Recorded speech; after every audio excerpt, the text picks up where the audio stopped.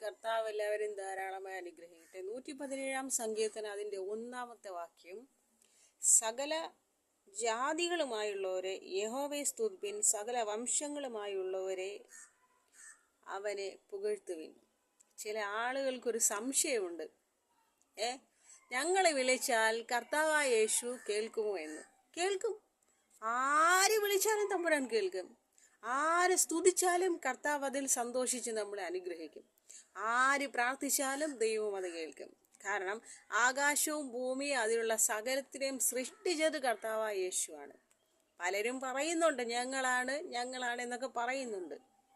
പക്ഷേ അതല്ല വാസ്തവം. ആമേൻ.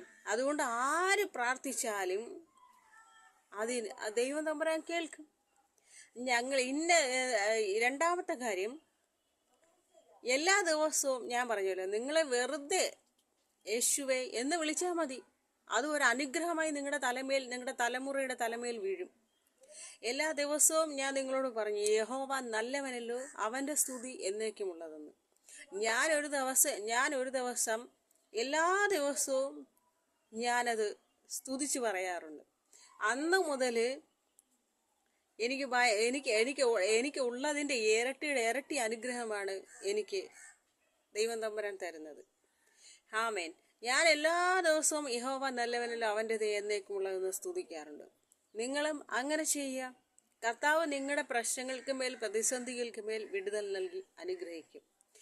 ആമേൻ. അതുകൊണ്ട് ഞാൻ കർത്താവ് എന്ന് പദത്തിൻ്റെ അർത്ഥം രക്ഷകൻ എന്നാണ്. അപ്പം നിങ്ങളെ രക്ഷിക്കുക എന്നത് കർത്താവിൻ്റെ സ്നേഹമാണ്, കരുതലാണ്. അതിനാൽ നിങ്ങളെല്ലാവരും ദൈവത്തോട് അപേക്ഷിക്കുക. നിങ്ങളുടെ പ്രശ്നങ്ങൾ എന്തു തന്നെയായാലും, നിങ്ങളുടെ പ്രതിസന്ധികൾ എന്തു തന്നെയായാലും കർത്താവിൻ്റെ മുമ്പിൽ വെക്കുക. ദൈവം അതിന് പരിഹാരം കണ്ടെത്തും. ആമേൻ. ദൈവം എല്ലാവരെയും അനുഗ്രഹിക്കട്ടെ.